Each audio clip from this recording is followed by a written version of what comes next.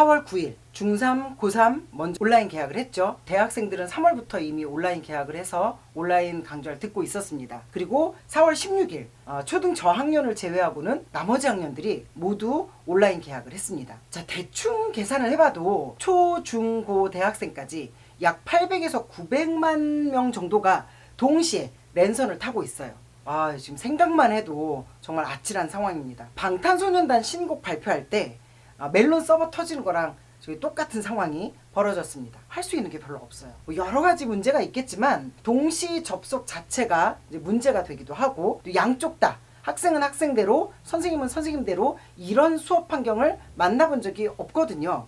그러다 보니까 지금 단톡방 열어놓고 아이들은 출석 체크하고 수업을 듣기 위해서 매 교시마다 찾아 들어가고 있습니다. 그런데 5분짜리 영상을 보기 위해서 30분간 클릭을 해야 되는 이런 웃지 못할 상황도 벌어져요. 그러다 보니까 아이들이 막 단톡방에 선생님 찾고 있어요.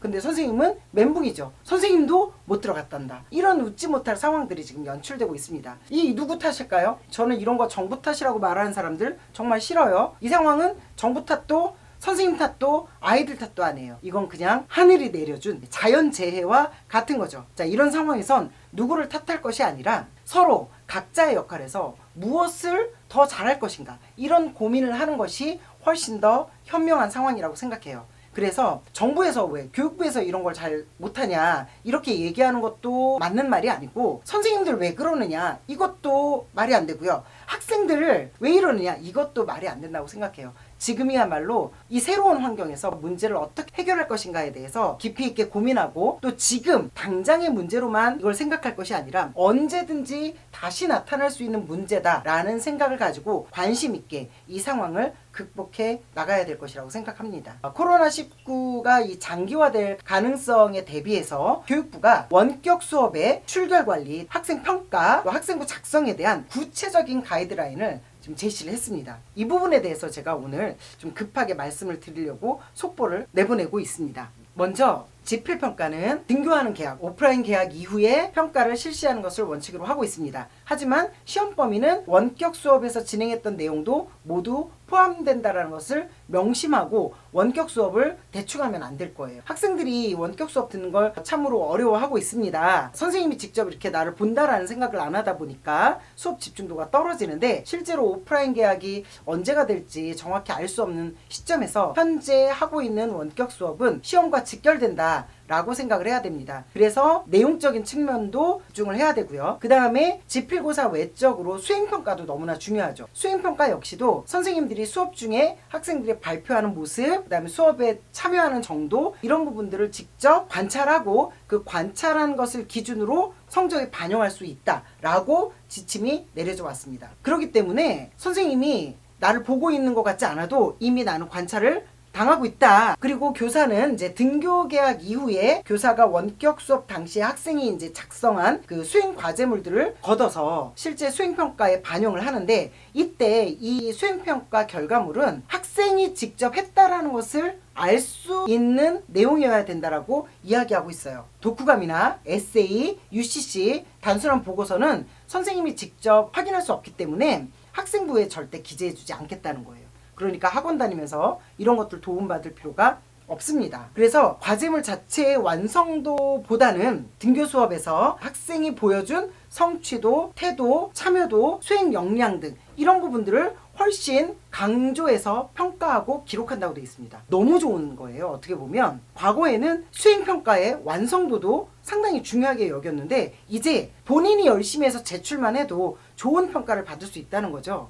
우리 학생들이 그 부분을 기회라고 생각했으면 좋겠습니다.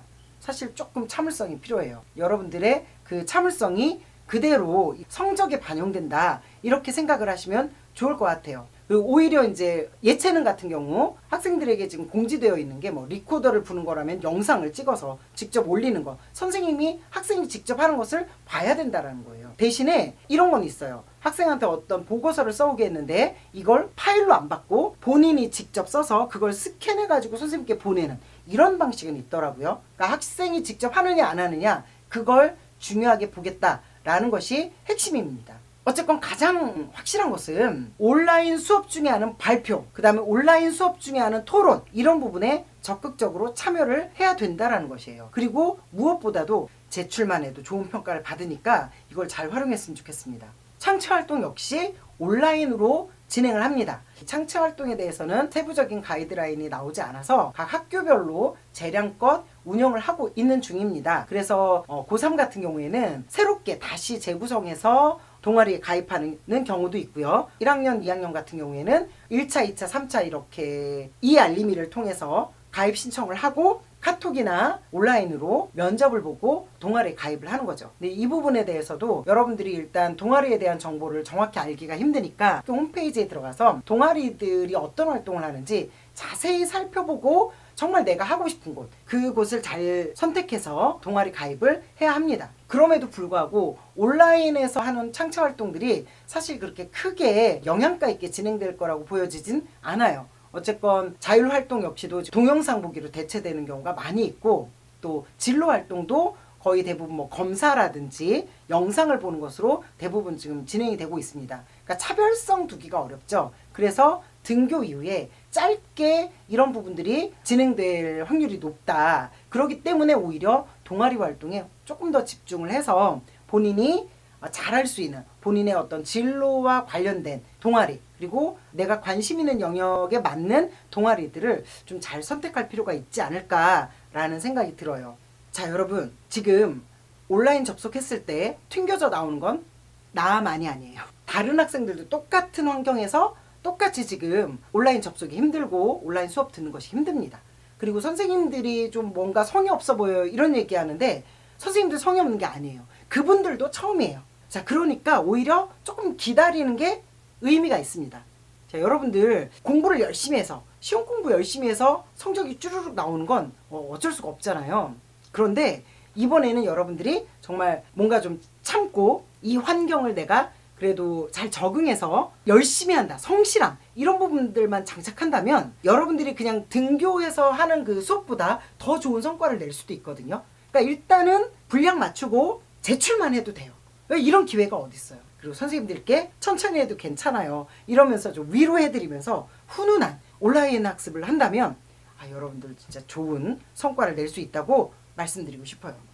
여하튼 누구나 힘들다, 그 부분을 생각하시고 나만 이런 게 아니다, 참을성을 가지고 인내하시면 여러분에게 좋은 성과가 있을 거라고 말씀드리고 싶습니다. 감사합니다.